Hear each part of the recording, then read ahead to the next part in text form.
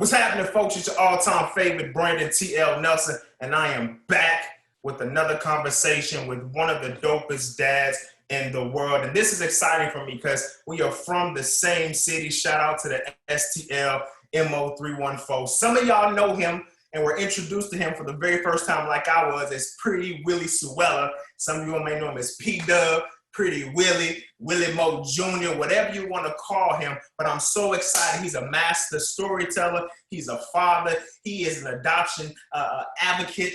This man is amazing. So without further ado, we got Mr. Flat Out himself, Mr. Willie Mo Jr.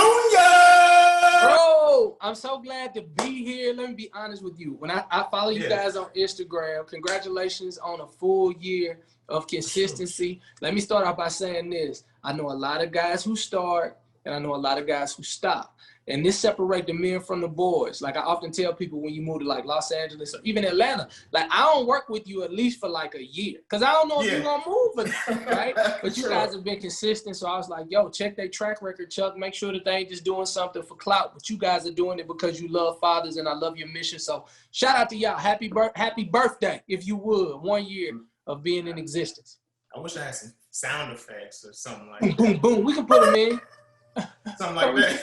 Yeah, we can put him in. It's nothing. Sure. So look, man, I just want to dive right in. You carry a lot of titles. I'm talking about husband, father, son, entrepreneur, master storyteller, and these all come with some type of outward and worldly thoughts about who this person is. But in your own words, man, who is Willie Mo Jr.? In your own words. So in my own words, who is Willie Moore Jr.? I am a person who enjoys adding value to people, right? Like I just believe that if you encounter me, I want to make sure that you encounter me in a way that makes you say, I could probably be better in that area. I'm a love buff, right? Like I love love. Like I love to see people happy. I love a good romance movie. You know what I mean? Like what's your favorite one? Probably Dirty Dancing. Okay. The water come down. Yeah, like it's a beautiful love story. Nobody puts baby in the corner. You know what I'm saying? So, I love that. I love my children. You know what I mean? They keep me young. Like there's something about children. You know, I'm adopted. I was adopted when I was 3 months old. Until recently, I had never met anybody in my biological family. So my first biological family were my children. And so, I think I dove head first in. So I'm a really, really I would like to say a really dope father. Like I got an 18-year-old son. He just invited me to fall break in Florida with all his friends. So I guess I'm the cool dad. You got to listen. If your son invites you anywhere, you got to be cool, right? Yeah, I think I got to be cool. I'm like, yo, you sure you want me to go? He's like, nah, man, come on, Dad. You got to go with me, man. Like everybody wants to kick it with us. So I'm like, all right, cool. So that's me, man. And more importantly, above all that, I'm a person who really loves Yeshua the Christ, Jesus the Christ. Yeah. And, I'm a Christ follower, man. And I do it with all humility and I do my best to make his word practical to everybody who encounters what we do. Yeah. So on the latter part of that, you touched about your relationship with Christ. And if anyone has ever followed you, they've seen the transition of your music into how, I can see you be the first Drake. You was Drake before Drake. You feel me? You know what I'm saying? Yeah. A lot of people say that. It's so funny. And so making that transition in your music that reflected the transitions in your life, let's talk about that a little bit because not everybody can make that transition and make it so successfully because you've been in the business, man, for almost 20 years, if not longer. Like I remember listening to you in high school. You know what I mean? And I'm 35, man. I guess it is 20 years, right? Listen, my homeboy still got my CD, Pretty Willie Suella, and I'm Derek. I want my CD back. I need it back ASAP, bro. But I remember listening to that. But I know there's been a transition in your music that reflected what I perceived to be the transition in your life. So talk to us about those different transitions going from Pretty Willie Suella to Willie Moore Jr. Yeah. I think at the core of who I am, I've always been Willie Moore Jr. However, I grew up in Berkeley, Missouri, and there was no culture to reinforce what I was doing in church. There was no culture reinforcing the stuff that I was learning. And so I think I got a really dope balance. You know, growing up in Berkeley and not omitting that part of my life, you know, Pretty Willie was who I was. It was so funny. Like, I went by the name of Pretty Willie. I get a record deal and I went right back to the hood and got every killer drug dealer I could to try to put everybody on. I mean, unfortunately, I didn't have the business acumen that I was forced to have after flopping. Nelly sold 30 million records. I think we sold like 30, like total. And you still a St. Louis legend though. You like, for real though, man. People from St. Louis, man, we I hate to use this word, but we covet those that come out the crib. You know what I mean? And man, you know. But it forced me to become an entrepreneur. Like, after coming out of Universal, a lot of people in St. Louis don't know that I came out with this record called Lay Your Body Down in Four Walls. But I came out real quick with it because I wanted people to think that I was still on this broader scale. But at that time, I was building my own record label. And so I took Lay Your Body Down in Four Walls, and I independently leveraged a deal with Tom Wiley, who was the president of Warner Brothers at the time. Yeah, man, it was really good because we had the opportunity to literally like independently lock down our own record deal and get our own record deal. So, you know, I was blessed with that. 2 seconds, 1 second. We just grab food. Just grab food. Yeah, we good. Perfectly, we got it. So yeah, so went from there. Pretty Willie went to Warner Brothers, and the truth is, I was with DJ Quick. I was opening up for him on Sunset, and man, blowing up. Did the song called "Knocking the Boots." I redid an H-Town record. Got money in my pocket. I'm doing well. I got a new record deal. Nobody in St. Louis really knows that I'm living out in Los Angeles. Whenever I come back home, I hear the same sad story. Man, Nelly hated on you, cuz. And like, at this time, I got like $125,000, and that was a whole lot of money at the time for me. Yeah. And I was like, man, I don't care what nobody say. Boy, I'm making it. I just bought my mom a Cadillac.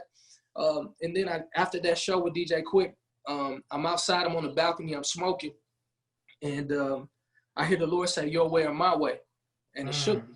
Because here I am doing everything that I always dreamed of and wanting to do, but there was still an empty part of my life that required something different. Alcohol couldn't fill it. Weed couldn't fill it. The $125,000 I got in my bank account couldn't fill it. The ladies that was downstairs in the lobby couldn't fill it. And I knew that was something. That was a puzzle piece that only the Lord could fill. And so I started going to church with Black & Miles and Budweiser, Budweiser in my refrigerator. Like, I figured, like, I don't even know if it was in the Bible. Like, it was like, he said, come as you are, you know what I'm saying? And so here I am. Yeah, so this is where I'm at, guy, you know. Yeah. And I moved back to St. Louis, started this Young Fly and Save movement, lost a lot, you know, foreclosure, you know, went broke. There was nothing that I could take to the next level. But you know, he just did a miraculous work in my life right after, man. And it took about 5 years to transition effectively, but I learned the lessons and the Lord was good to me, man. And I said, you know what, I'm just gonna be who I am. I'm Willie Mo. I ain't trying to be nothing pretty, you know. The pretty gone. I'm trying to hold on to handsome and strong. I'm holding on to handsome. I'm holding on to handsome. Listen, you gotta hold on to. Look, I'm approaching 36, man. I'm like, boy, you know, my skin is not as tight as it used to be. It's a little flabby and everything, man. So I'm with you. But your beard tight though, bro. Your beard tight though. I'm looking at the beard gang. I'm like, okay. Yeah, I got the grow. I appreciate it. I definitely appreciate it. Now, throughout this transition, you said you have a son that's 18. And so you have 4 children. You just welcomed a little girl maybe about 2 years ago. Yeah, it should be 2 in November. And you got 3 boys. Yeah, three boys. And so talk to me about when at the time, because you do have a blended family, but when you first found out that you were having not just a child, but that you were having a son, what did that do to you? How did that make you feel? You know, my first son was gonna be my first blood relative. You know, unfortunately, I didn't get an opportunity to have that family unit, that it was going to be a blended family. I think I knew that from the beginning. She was essentially my friend. And, you know, I didn't have a vision for us to go to that next level. You know, I was just being a St. Louis guy and, you know, we ended up having an amazing child. And that was a strong thing that I had to do. So the first thing I understood was that it was another man going to be in my first blood relative's life. And that was tough for me. You know, I'm from St. Louis. And I mean, you know, many people are going to see this across the country, but St. Louis, we have a different way to deal with drama and issues.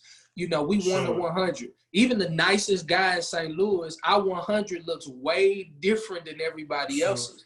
And to make it in layman terms, like, we gonna bring it to you. Like, we don't know how to do nothing. Like, as Christian as you are, as great as you are, we the show me state. So if we say we gonna do something, we gonna show you at all costs. Like, we gonna figure it out, and we don't care who you are. So I had to literally take away that St. Louis mentality and put on this new armor that we call Christ. And he told me that a gentle answer will always turn away wrath.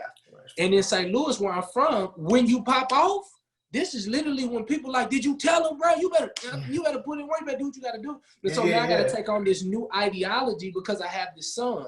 And so I did something that the Bible told me. It said, write the vision and make it plain. Later on, I found out that most people do that for business. But I was just foolish enough to say, I'm going to actually write a vision down for my blended family, because I know I'm not going to be with this amazing woman. And she's a great girl. How old were you at this point? Because I think that's a lot to consider if you're not, like, in my opinion, if you're not like in your 30s. Like, if you're young and you're having these type of thoughts, I think that shows, honestly, some maturity and growth. Yeah, 25. But you got to understand that my burden is different. So my son is 2.5, 3. But my burden is that this is my first blood relative. Like everybody else, in a normal sense, you kind of feeling like, all right, cool, like, I ain't with her, it's all good, I'm gonna come see him, I'm gonna drop off the money, part of the child support.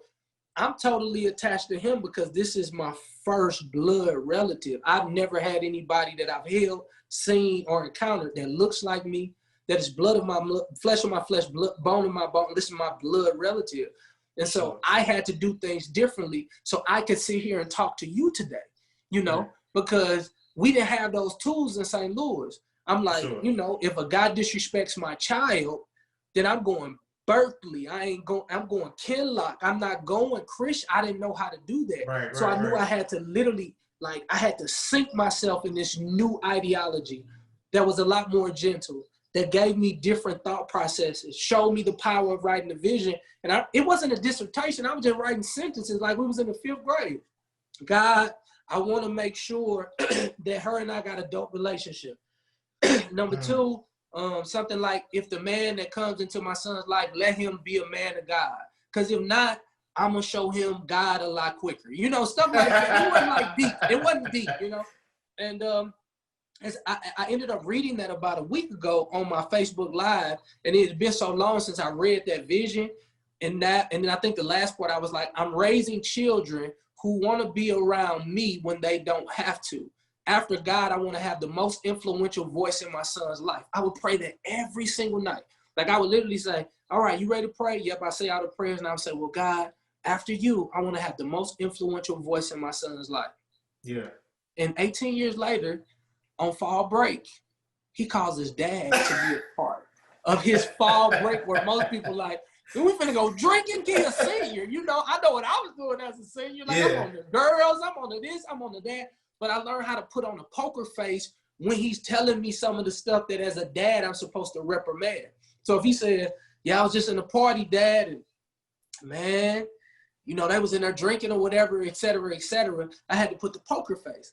And I had to remember that I'm raising children who want to be around me when they don't have to. So I have to put a poker face, and I have to be like, Lord, please let him tell me what he did. Is he the designated driver? Is he drunk as hell? I don't know, you know? Yeah. And so I just wait, and I'm patient because I remember my mission and my thought processes, because I'm like, wow, he feels comfortable enough to do this. And then he finally says, yeah, Dad, because I'm the designated driver. Like, a lot of times people be making fun of me, but hell, I'm an athlete, you know what I'm saying? And I just, you know, I don't want to drink, you know what I'm saying? Yeah. I seen what happened to such and such and such and such. That ain't really what I'm on. But the girls, you know, and I get a chance to talk to them, you know, like this, he's 18 and he's able to feel comfortable. Because I feel like if, you know, a lot of people say, you're not supposed to be friends with your kids. That's what's wrong with your parents. But when I read the Bible, it literally shows me that I am a friend of God.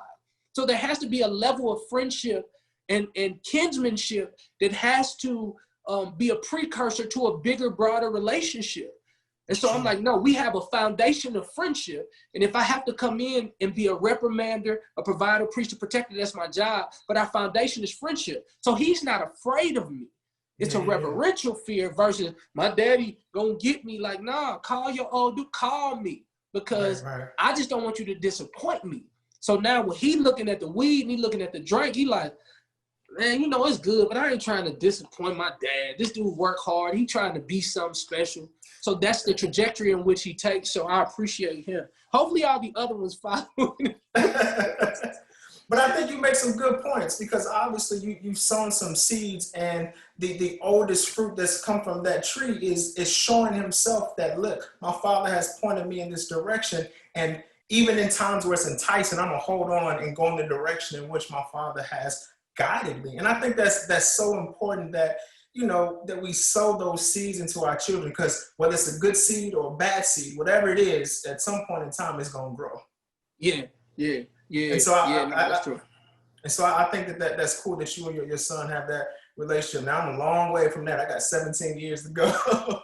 Man, listen, that's good. Like I got a top one, and then I got this new one. It's like I'm gonna have kids till I'm 60. So talk to me about having an 18. I think you have like somewhere a preteen, and someone that in your daughter, like you said, is 2, and you have another son in between the preteen and the girl. Knowing that you got one that's almost out your house in your pocket. Yeah. And then starting over, 2 years ago, does it keep you young? Does it keep you in tune to what's going on? Are you finding yourself teaching different lessons, even in her young age, to your daughter than you did your other 3 boys? Like, did it make you more sensitive? What did having a daughter do to you? Yeah, so all of them took a part of my heart. I would say Khalil grew me up. I became a man.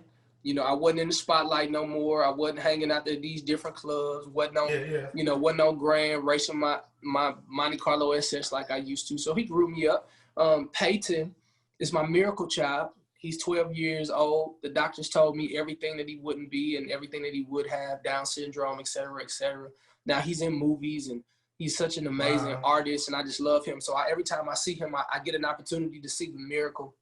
Princeton is my young boss. He is 5 years old, going on 50, right?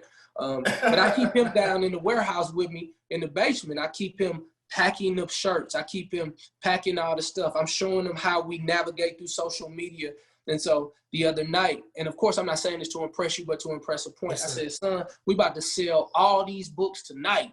And he was like, okay, how we gonna do it? And I'm saying, well, I'm gonna do this, this, and this, and just watch it. So I got him watching Shopify. So 179 orders come through. He's like, Dad, it keeps ringing. And so I'm teaching him how to be an entrepreneur, and I'm showing him how to fish on social media and showing him how to work that. He's 5 years old. I believe he's gonna be a millionaire before he's 16, to be honest, because he's just that innovative. And I'm not putting boundaries on how he thinks. I'm not allowing him to work in the confines of American education that says you got to do it after 18. I'm like, no, you can go for it now. You can do what you got to do now, because I think different. And then when it comes to my beautiful daughter, Paisley, something changed on the inside of me. I wanted to be the best man that I can be.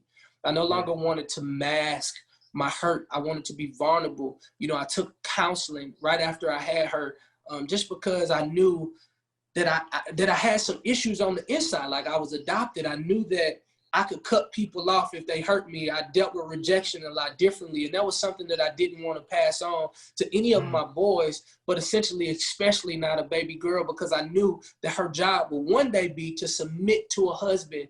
And, submission is an invitation for someone else to lead. And so if I was going to be a good leader for her, example of what she could submit to, I knew that I had to get that ugly, nasty, crazy stuff out of me and get some more tools. So I embarked up on counseling, and every time I see her, it's living proof that a woman could love you genuinely for all that you are, because she just like when I walk in the house, it's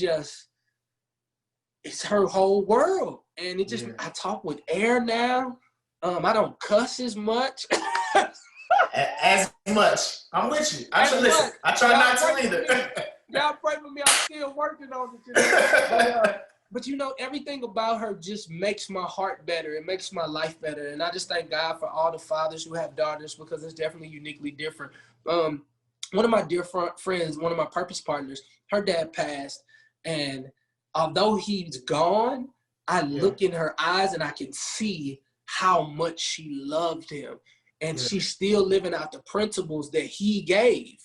I'm like, yo, so even if I'm dead and gone, if I sink enough good in her, like, she's still going to be the model girl that I need her to be. And my sons are going to do that. So you know, I'm excited about this baby girl and all of my children because, you know, they just great. They keep me alive, you know?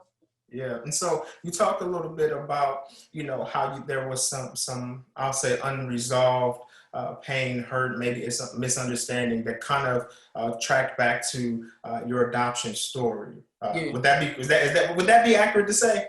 Man, you doing good. That's it. And so talk to me a little bit because, well, let me get a little backstory. So my father played basketball. He went to Vashon, played for the Zips, supposed to be the next best thing out of him, named Shotgun. And he went to KU to play basketball. This is all before I was born. And he played internationally.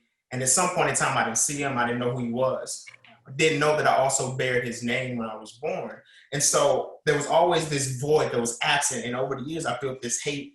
And it was like, I don't know you. You live in the same city as me, but we never see each other. So I can definitely understand that desire to reconcile those thoughts and those feelings. But talk to me about how your childhood was. At what age were you adopted, and what was your understanding about what was happening and what was going through your mind at that time? Yeah, you know, I had the best childhood. I always tell people, like, I was adopted. I never had no, like, issues of, I don't know what's going on. Like, I have never had that self-confidence issue. I grew up with two ex-sharecroppers. My dad's 88 now. My mom's 78. They raised me as a prince, like the Prince of Zamunda. Like, I could pretty much, like, I'm serious. Like, we grew up in the hood, but I was every hood person stopped. Like, my dad and mom was the hood mom and dad. Like, you can come over and get food on Sunday, candy on Wednesday, a word on Tuesday. My dad out in the front playing football. Like, and, you know, just love it. You know, they love God, but still cuss a little bit. You know, they church every 2 weeks, maybe. You know what I mean? I think my dad, I can count on my hands how many times my dad went to church. He'll go with me because he's like, see, you ain't faking. That's what I like, you know. But I had the best childhood ever. But there was always a missing piece, right? Like when you know that you're adopted, know that you have a biological brother somewhere out there, and you know that there's another family out there. As much as you want to connect with all of the family members who may not necessarily visually look like you, you always feel like, could that be my cousin, or could that, like, you just have this thing. And so I knew that something was there. And then my ability to cut people off so easily. You know, how can I love you so much and then just, yep, all right, cool, I'm on to the next thing. And just be, you know, totally cool with it. Like, how did you do that? Like, you coming down my road. Man, like, that's not normal. Like, yeah. If you watch it right now, you can cut people off after all of the history that you have, all the love that you share, then you can cut people off to no avail. Like, okay, I'm good. That's weird. So I had to go in and sink in and say, you know what, I got to go get some therapy in hopes that one day I will find someone in my biological family. And, you know, I'm so blessed to say now, I know my biological mother. I know my biological brother. I got a plethora of brothers and sisters and cousins. I got enough family members for the rest of my life. I'm like, hey, man, it is what it is, you know? So. Good. And now from that, you have a foundation that's called the Will Flow Foundation, and it's named after your parents or your forever family, right? Yeah. And so talk to me a little bit about that foundation and why it was so important to name it after them. Well, the reason why it was so important for me to name my foundation after Willie J and Flora Moore is because I just think that their legacy and who they are should always live forever. You know, ever since I was 10 years old, my mom and dad would always tell me that you got to get an education, you got to be successful because we don't know how long we're going to be here. Yeah. You know, and when you 10 years old and you hear those words that my parents are older and they could die, like there's a different speed and a different energy you take towards life, business, and focus. So a lot of people see me working and like, how can you work 16 hours a day and do all this other stuff? Number one, I had a strong model through my dad because he worked hard, but then being able to have that fire like tomorrow ain't promised to you. Like I knew I had to be educated to do what I had to do. So, you know, I've been blamed in my company for moving so fast, like sit in the vision for a little while. I'm like, no, we can't. Like the Ferrari was going 1 to 80 in 12 seconds in 1962. Today, an Escort can do that in 1 to 12. You know what I'm saying? But the Ferrari can get there in 2.3, which means their value continue to move because they can move at a rapid pace. And so that's always my thing. But I know that I got that because I heard that early in life that they may not be here. So I told them when I was 10, they were going to live forever. And I feel like if people just knew how they parented, like a lot of people say I'm an awesome dad, but I know that I'm an awesome dad because of what I seen. I seen a great model. They did not scare me like my dad gonna whoop my ass. Like I never felt like that. Yeah.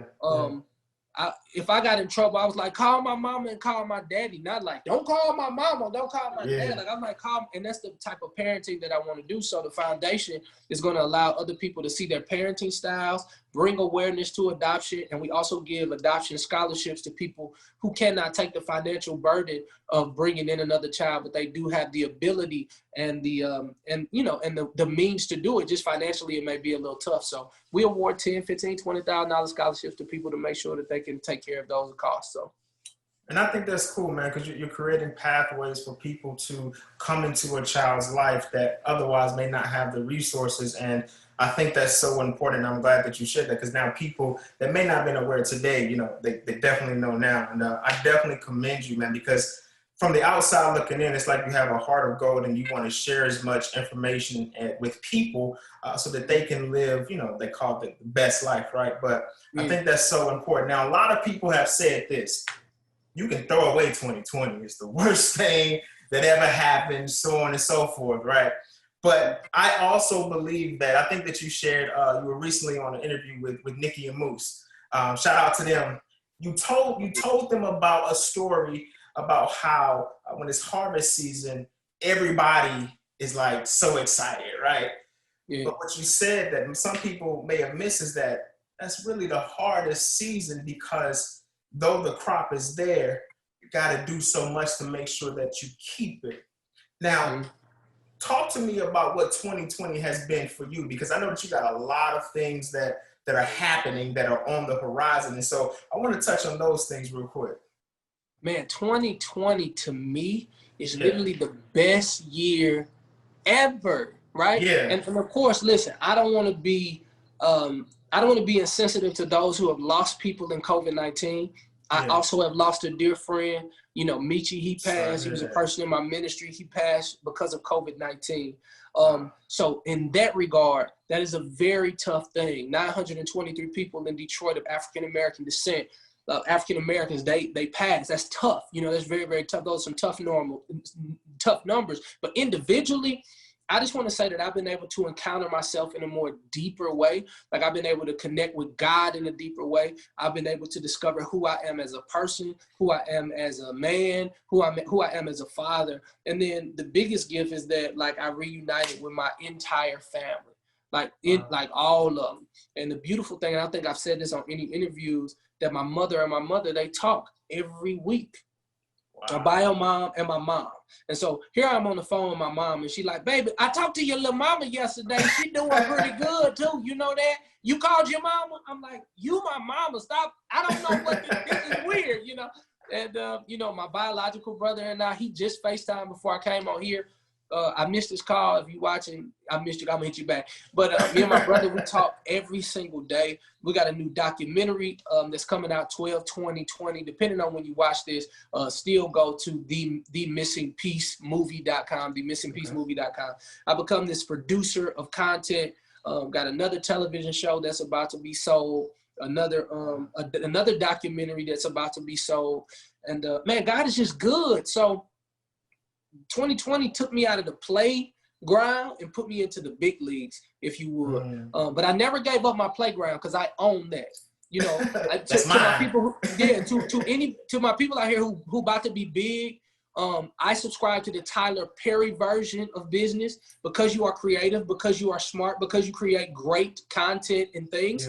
People always want to buy that. But for me, they can buy my ideas, but I'm always going to own a microcosm of what I own. So the documentary, that's mine. The story is going to be broader, and we'll probably do a few millions, whatever we do for the documentary. But I own a piece because I have children.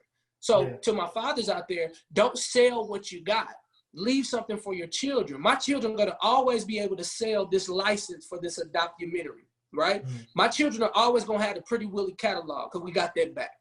You know what I mean? That's huge. You know what I mean? So they're going to always own these masters. And I just believe the Holy Spirit will create opportunities for the music that their father left. We own every book. I'm just about to do a publishing deal in 2021, but I already got 2 on the market. So when they blow that, blow the new book up for fatherhood, oh, it's so big, it's so good for Black fathers because now we're on television and God is doing something big, they're going to come looking for the books that I own. So if I'm a New York Times bestseller with them, now the people are like, what else you got? What else you got? He got music, a documentary, books. I got licenses. I got T-shirts. I got everything you need that we own, and it goes back to my children. It goes back to my legacy. It goes back to my lineage. So ownership is huge for me. And 2020 has allowed me to adjust in such a way that I'm not rushing no more. I'm building. It's very strategic. I'm not in a rush. I'm not overworking my team. People are enjoying the new me. They call me new nigga on my team. They do, bro. They're like, man, he a whole new nigga. I'm like, stop calling me. Who's his new one? It's like, how long is he gonna last? I'm like, I promise you I'm here to stay. And I'm here to win. And I'm here to make sure everybody on my team reaps the benefits of the win. It's no longer about Willie. I see the greatness in everybody on my team. I see the greatness in my family. I see the greatness in everybody, and I'm creating new opportunities. So 2020 has developed a new Willie Mo Jr. Wow, that's awesome, man. And so, again, a lot of us have had to make a lot of pivots in 2020. Yes. And contingent upon who you are, that pivot has been extremely difficult or extremely challenging. But talk to me about how you've had to pivot at all in your parenting.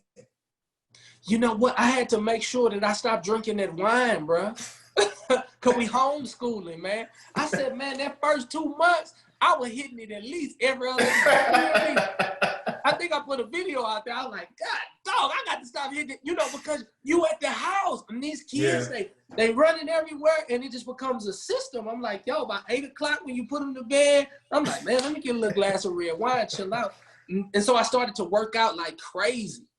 Like people see me on Instagram and Facebook, they like, man, he must really want to look good. Man, I'm running from that wine because I don't want to have it. You can't hit 5 miles and you done had 6 glasses of wine. You can't do it. So I had to combat the habit that was attempting to form in my life. And just being totally honest, the one thing that I've learned about parenting is that many times we try to put on a facade in front of our kids, but they can see right through it. So when I started having that red wine every night, I noticed that my 12-year-old was seeing it. So I figured I would get in front of it and talk to him about it. Say, man, you know what?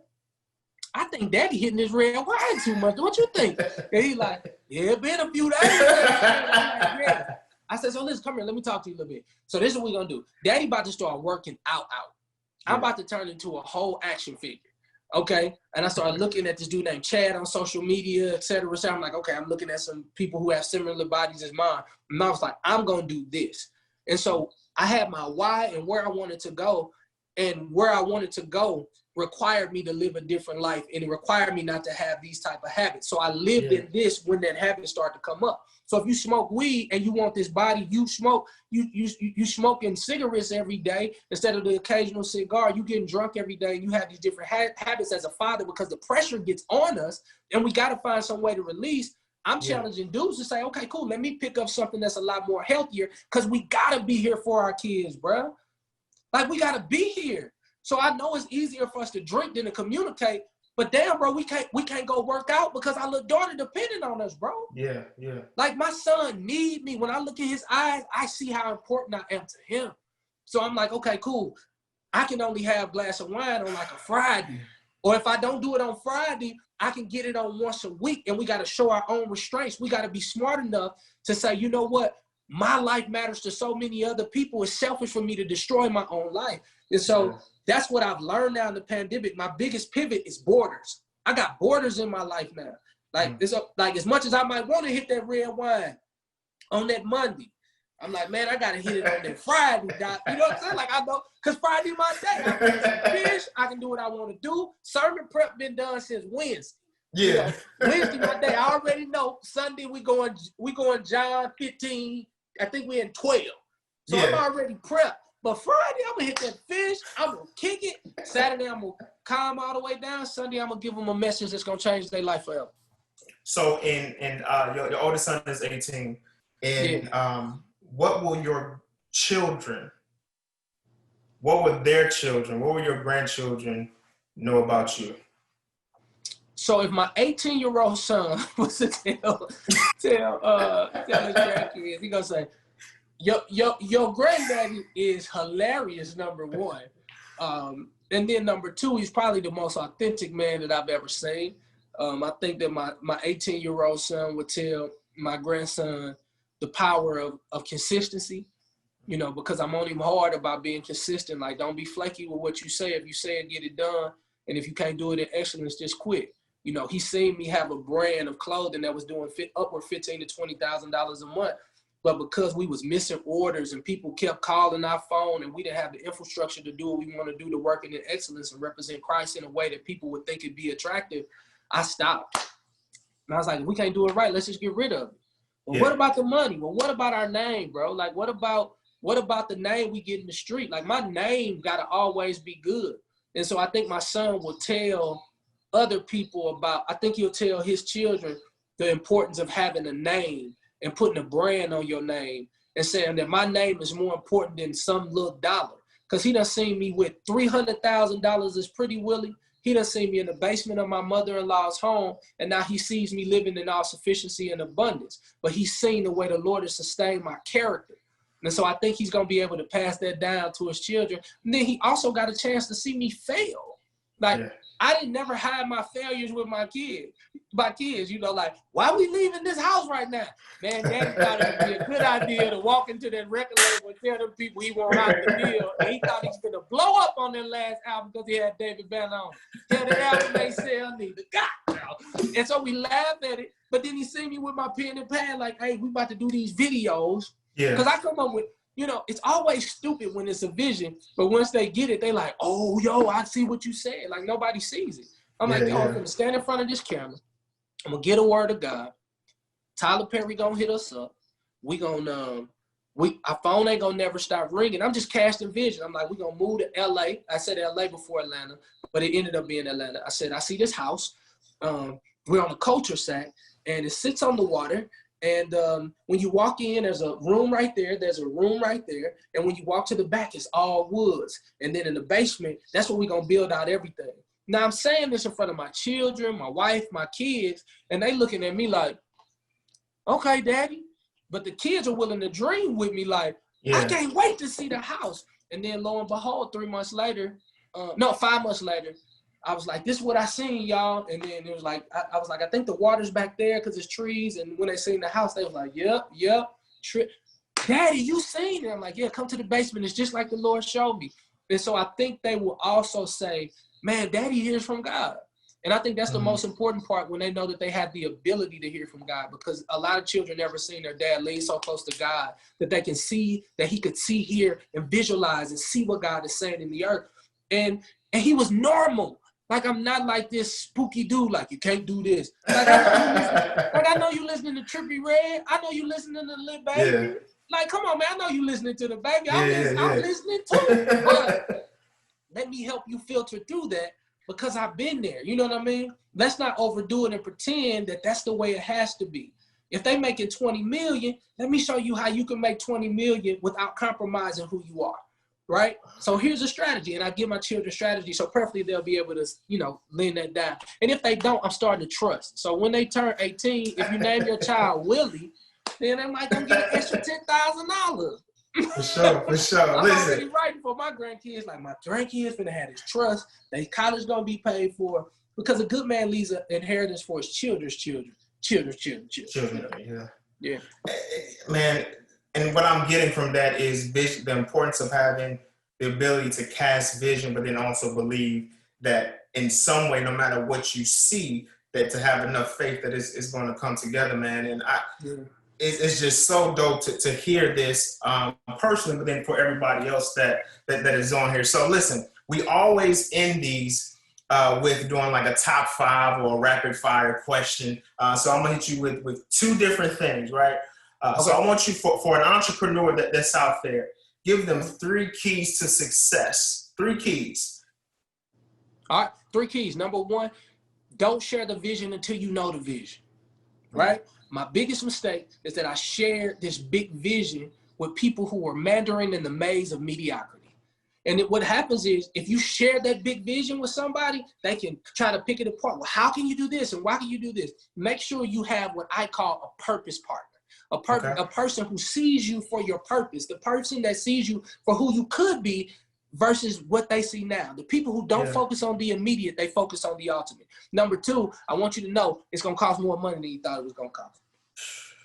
Bro, it's going to cost you way more money than you thought you was going to cost. Came down here to Atlanta. I think I saved about $5-7 grand. I'm like, yeah, this should hold me at least for 30-60 days. Boy, that last 30 days came out with belly up. I was looking like, we're going to have to not drive this Suburban. We're going to have to drive in the car. So we're going to have to figure this out. So it's going to cost you more money, but don't quit, right? Because what God does is he breaks you. He breaks you of your wants and your desires so you can adopt his new wants and his desires. See, he's not interested in what you are getting. He's interested in who you are becoming, right? And so he'll take you through a pathway so he can really pull out all that ugly. I'm going to show them niggas when I pull up. Wait till I pull up. Wait till this summer. We're from St. Louis. Wait till this summer, brother. Wait till you see what I pull up in. That ain't God. He don't care what you pull up in. He cares who you are when you pull up, right? He cares that your character is going to be able to sustain the quadruple millions and stuff. So we got to break all that ugly stuff down. So number one, don't share your big vision with little thinkers. Number two, make sure you understand it's going to cost you a little bit more money. And last but not least, it's going to take you a whole lot more time than you thought it was going to take. Right? So just go ahead and factor in that you said by year number 2, I'm going to be hitting you right here and da-da-da-da. It's just going to take you a little bit more time. But it has nothing to do with the big dream that he gave you. It has nothing to do with the money that you spent. It has nothing to do with the time that it takes. The faster you get the character of service, it's the quicker you're going to allow yourself to be in the big vision that he showed you. I believe the biggest way for every entrepreneur under the sound of my voice, specifically men, I want you to check your motives. Your motive is so important. I never get into a venture unless my motive is pure. If it is only about the money, I will not get involved. That's not it. Because my new declaration is money's easy. It comes to me from the north, south, east, and the west. In fact, people are looking for ways to bless me. So I don't worry about the money. I worry about the purpose. So if I do a video, my purpose is bigger than what the money could bring. This new documentary is going to wake up the world to African-American men who will take on more than 70% of the foster care system. They about to get adopted because of the Willie story, right? This new television show I'm selling, it's going to teach marriage how to be marriage or see if it ain't supposed to be. It's a bigger underlying motive. So I'm challenging people. It's going to be big. Don't share it with small. It's going to take more money. And last but not least, it's going to take you more time. Make sure your motives are correct. And you're going to win. Truth don't need no help. It just needs some time. That's it. It needs some time. It needs some time. If you're the truth, it just needs some time.